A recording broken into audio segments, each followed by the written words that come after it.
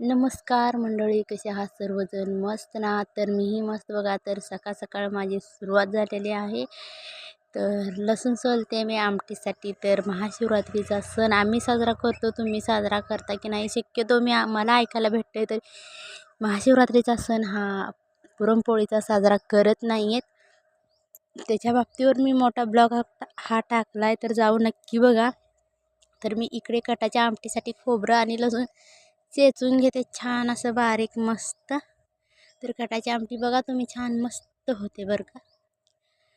तर मी कालचा ब्लॉग टाकलेला आहे, छान असा प्रतिसाद पण आला, छान व्ह्यूज वगैरे आला, सपोर्ट पण छान करताय. तर असा सपोर्ट करा आणि मला खरं खरं सांगा, तुम्ही म्हणजे